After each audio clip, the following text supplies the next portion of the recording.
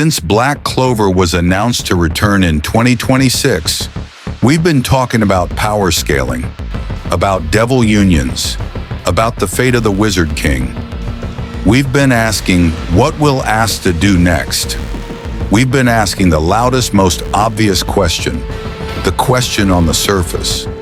But the true power of Black Clover, the secret that made it a phenomenon, was never on the surface. It was in the silence between the screams, in the choice made not in a flash of light, but in the dying ember of a cigarette. So let's ask the quiet question, the one that changes everything. Why did Yami Sukehiro, a man who trusts almost no one, bet the entire future of his squad on a boy the entire kingdom had already written off as a zero? This is not a story about Asta earning his place. This is a forensic analysis of a single moment of recognition. The moment the most cynical man in the Clover Kingdom looked at a kid with empty hands and saw the only pair strong enough to catch the future. To understand the weight of Yami's choice, you must first understand the absolute certainty of Asta's failure. The Magic Night entrance exam was not a test of potential. It was a ritual of validation, a centuries-old ceremony where the noble houses presented their magical heirs, and the system nodded in approval. It was designed to recognize pedigree, to anoint the chosen. Think of the other applicants. Their magic was polished, predictable, a graceful confirmation of everything the kingdom already believed. The test asked, "Do you belong?" And they answered perfectly, "Yes." Then came Asta. His answer wasn't just wrong, it was incomprehensible. It wasn't an answer to their question at all. He presented the system with a paradox it could not compute. What is the value of a person when your only metric for measuring value does not apply to him? The proctors didn't see determination. They saw a malfunction, a glitch in the royal program. The nobles didn't see courage. They saw a punchline. And the system, cold and efficient, prepared to delete the error and move on. This wasn't cruelty, it was inevitability. But in the shadows, a different calculation was running. And then, the pause. Forget the yelling. Forget the struggle. The single most important sound in Asta's entire origin story is the silence from Captain Yami Sukehiro's corner of the room. No cheer, no critique, just the slow, deliberate burn of tobacco and the weight of a gaze that was doing something no one else was. It was measuring the gap, not the gap in magical power. That was infinite. It was measuring the gap between what was happening and what should have happened. Asta's body should have quit. His spirit should have broken. The laws of that world said so, but they didn't. And in that defiance of physics, Yami, the outsider, the foreigner, the man who clawed his way to a captain's chair from the absolute bottom, saw something familiar. He saw the raw substrate of will, not the refined product of training, but the unchained, unbroken ore. The other captains saw a candidate. Yami saw a specimen of a rarer quality, pure, undiluted refusal. They were asking, what can he contribute to our squads today?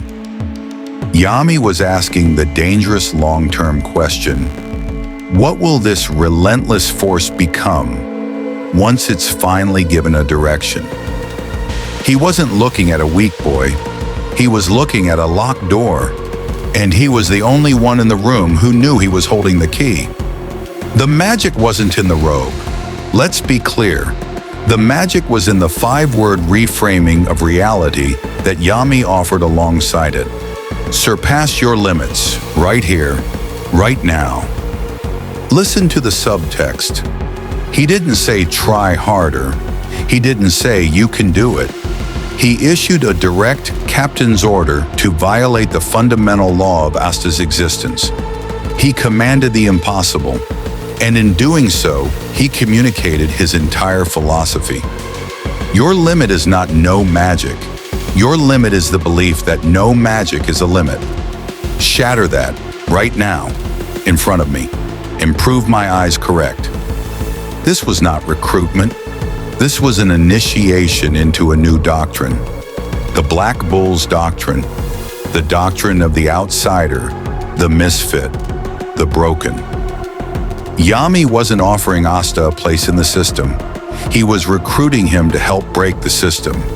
He didn't choose Asta for the anti-magic he didn't yet have.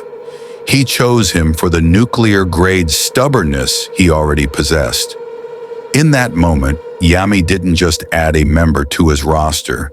He armed a philosophical revolution. He placed a live ticking bomb named Asta right at the heart of the Clover Kingdom's classist cathedral and said, "Let's see what happens." Let's pull back the camera with the clarity of 170 episodes. The entrance exam was never testing the applicants. The applicants were testing the captains. It was a live-fire stress test of leadership vision. A single brutal question was posed to the 9 most powerful people in the kingdom. When presented with a fact that destroys your worldview, do you dismiss the fact or do you question your world? Julius Novachrono might have passed. He saw the potential in everything. But the other captains in that room, they failed. They saw a statistical anomaly, a null result. They saw what their world had taught them to see. Only Yami Sukehiro, the man from outside the kingdom, unburdened by its sacred myths, had the vision to see the null result for what it truly was. Ground zero. The perfect, blank foundation upon which an entirely new kind of strength could be built. He didn't see a failed mage. He saw the future's founding member. Here is the ultimate twist, the one that reframes the entire series as we await its return. Yami Sukehiro did not find the Black Bull's heart in Asta. He planted it. He took the unbreakable, directionless will of an orphan and gave it a shape, a color, a creed. Surpass Your Limits is not just a motto. It is the genetic code of the Black Bulls, and Yami injected it directly into Asta's core that day. Asta didn't join the Black Bulls. He became their living manifesto. Every time he screams that phrase, he is echoing the contract Yami offered in total silence. Yami didn't give the Zero a chance. He gave the Zero a weapon, a uniform, and a family. He institutionalized defiance. And as we look toward 2026, toward the war with the Spade Kingdom and Asta's destiny, understand this. Every battle, every friendship, every shattered limit traces its lineage back to that silent, smoky room.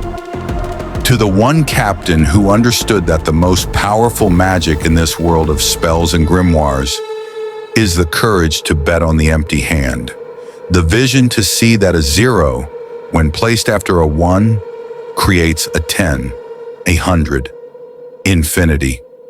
The story of Black Clover is the story of what grows when someone finally decides to water the stone. If you understand that true power is a choice, not a trait, smash that like button. Let's tell the algorithm that depth beats decibels every time. Subscribe. Because next we dissect the villain who represents the ultimate perversion of Yami's lesson. A man who also saw a broken system, but whose answer wasn't to build a new family. It was to burn the whole world down,